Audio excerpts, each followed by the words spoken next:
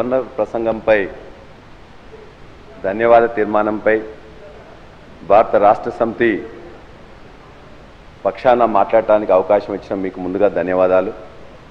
అదేవిధంగా మా భారత రాష్ట్ర సమితి నాయకులు కల్వకుంట్ల చంద్రశేఖరరావు గారికి కూడా ధన్యవాదాలు తెలియజేస్తూ, ఆ గవర్నర్ ప్రసంగం చూస్తే ఎప్పుడు కూడా ప్రభుత్వం యొక్క డాక్యుమెంట్గా పాలసీగా ఉంటుంది. ప్రభుత్వం చేసిన పనులు, చేయబోయే పనులు మొత్తం కూడా కూలంకషంగా ఒక పాలసీ రూపంలో తీసుకురావడమే అది మా అందరికీ తెలుసు అధ్యక్ష. కాబట్టి అందులో ఏమన్నా ఉంటుందా అని చెప్పేసి 28 పేజీలు మొత్తం చూస్తే ఆ యొక్క మొత్తం ప్రసంగాన్ని మొత్తం చదివినా కూడా దానికి ఒక దశ లేదు, దిశ లేదు, అందులో పస లేదు. అధ్యక్ష, చేసింది చాలా ఘోరంతా, చెప్పుకుంది మీరంతా కొండంతా. చాలా విషయాలు చెప్పారు, చాలా ప్రోగ్రెస్ ఉన్నది, చాలా మొత్తం కూడా ట్రాన్స్ఫార్మింగ్ చేస్తున్నాం అని చెప్పి కూడా చెప్పారు. ఖచ్చితంగా ట్రాన్స్ఫార్మింగ్ చేస్తున్నారు, కానీ నెగిటివ్ డైరెక్షన్లో చేస్తున్నారు అధ్యక్ష, పాజిటివ్ డైరెక్షన్లో కాదు. ప్రభుత్వం ఏర్పడక ముందు పార్టీలు ఖచ్చితంగా తమ యొక్క హామీలు ఇస్తుంటాయి. ఆ హామీలు ప్రజలు అడిగినా అడగకున్నా ప్రజల అవసరాల కోసం ఇస్తుంటాయి. మీరిచ్చిన హామీలు నిజంగానే కొంత టైం ఇవ్వాలనే ఉద్దేశంతో సంవత్సరాల పాటుగా మేము ఎక్కువ మాట్లాడలేదు అధ్యక్ష. మీరు ఎవరు ప్రజలు అడగకున్నా మీరు బాండ్ పేపర్స్ ఇచ్చిండ్రు నమ్మకం కలిగించడానికి, డేట్స్ ఇచ్చిండ్రు, అదేవిధంగా డెడ్ లైన్స్ ఇచ్చిండ్రు, కానీ వాటిని ఇప్పటివరకే అన్ని అంశాల మీద కూడా పదే పదే తప్పిండ్రు అధ్యక్ష. దరిదాపుగా ఇవాళ ఇచ్చిన హామీలలో ఒక 10% మీరు మొదలుపెట్టింది, కానీ ఆ 10%లో కూడా అరకొరగానే ఉన్నాయి తప్ప పూర్తిగా ప్రజలందరూ విశ్వాసం కలిగించే విధంగా, వాళ్ళకు ఉపయోగపడే విధంగా ఏ ఒక్క పథకం కూడా ఇప్పటిదాకానైతే పూర్తిగా చేయలేదు అధ్యక్ష. మిగతా 90% హామీలు కూడా ఖచ్చితంగా ఇవాళ చేయలే.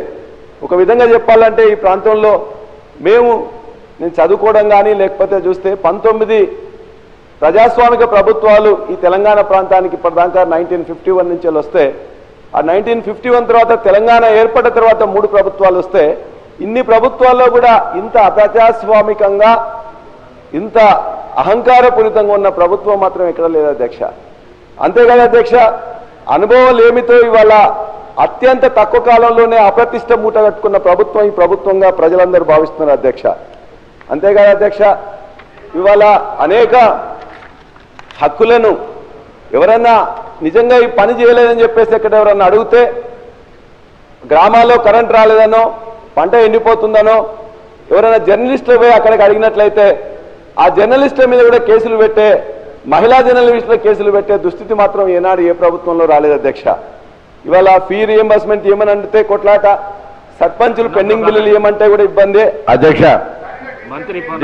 అరే ఇప్పుడు సార్ లేని ఆ మహిళా జర్నలిస్టు పెట్టిన వీడియోను మీరు కూడా సభ ముందు మీరు చూసి అది పనిష్మెంట్ అని ఫీల్ అయ్యి ఒకవేళ పల్లారాజేశ్వరరెడ్డి గారి మీద కూడా అటువంటి మాటలు మాట్లాడి ఉంటే వారు ఎటువంటి శిక్ష అవసరం లేదంటే రేపు పొద్దుగాల అటువంటి వీడియో తయారైతే పెద్ద ఇష్యూ కాదు. కాంగ్రెస్ పార్టీకి అయితే పెద్ద తయారు చేయాలంటే పెద్ద ఇష్యూ కాదు, కానీ అటువంటి వీడియోలు కూడా వీళ్ళు సమర్థిస్తే అంతకంటే వాళ్ళకు ఉండేటువంటి ఎటువంటి విచక్షణ కోల్పోయి పూర్తిగా ఫ్రస్ట్రేషన్లు ఉన్నారో అర్థమవుతుంది.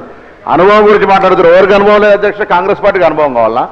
అనుభవం గురించి మాట్లాడుతూ ఉన్నారు, లేకపోతే పెద్ద అనుభవ రాహిత్యంగా పని జరుగుతుంది అంటున్నారు. 14 సంవత్సరాల మొత్తం అణిచివేతకు గురైనాడు. ఎక్కడ అణిచివేతకు గురైనాడు అధ్యక్ష?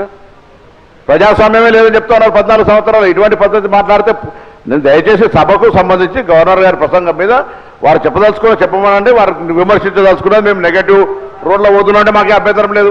గవర్నమెంట్ మేము 14 నెలల్లో మేము ప్రభుత్వం దిశ వేరుగా పోతా ఉన్నది, అవన్నీ మాట్లాడుకోండి. కానీ ఒక మాకు జర్నలిస్ట్ అంటే గౌరవం ఉంది. జర్నలిస్టులకు కాంగ్రెస్ పార్టీకి సంబంధించి ఎన్నడూ కూడా మేము అట్లా సొంత పత్రికలు సొంత టీవీలు పెట్టుకోవాలని ప్రయత్నం ఎన్నడూ చేయలేము. మేము జర్నలిస్టుల మీద విశ్వాసం అనేది మంచి రాయాలి, చెడుగు రాయాలని. ఇక అంత పూర్తిగా భాష మరందరికీ ఒకసారి వీడియో చూస్తే ఆ భాషను ఎవరు వ్యక్తిగతంగా ఎవరి గురించి మాట్లాడుతున్నారు ఆ భాషను చూసినట్టయితే మేము సమర్థిస్తే సభ్యులు ఆ జర్నలిస్టుకి మద్దతుగా మాట్లాడినటువంటి మాట ఉపసంహరించుకోమని చెప్పి కోరుతాను. ఈ సందర్భంగా ధన్యవాదాలన్నా, మీరు ఒక వారికి సింపతి ఉన్నందుకు. నేను అడిగేది ఏంటంటే అన్న, వారు మాట్లాడింది కాదు, వారు ఎక్కడైతే వారి యొక్క కొన్ని రికార్డ్ చేసి వాళ్ళు చేసినవన్నీ కూడా ప్రజల యొక్క భావాలుగా వచ్చినాయి. ఒకవేళ వాళ్ళు మహిళలు కాబట్టి నా రిక్వెస్ట్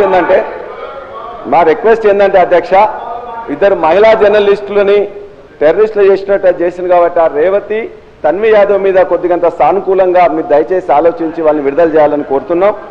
అదేవిధంగా ఇది ఒక పాలసీ ఉందని చెప్పేసి అనుకుంటే పాలసీ మాత్రం వాళ్ళ యొక్క మీరు చూడండి అధ్యక్ష ఎట్లా ఉన్నాయి వాళ్ళ ఫోటోలు.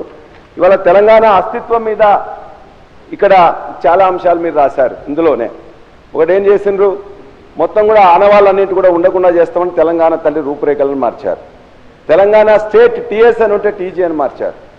ఇవాళ లేటెస్ట్గా గవర్నర్ గారు ప్రసంగం చేసిన రోజునే వాళ్ళు ఇవాళ ఒక ఎడ్యుకేషన్ డిపార్ట్మెంట్ రిలీజ్ చేసింది అధ్యక్ష లోగో.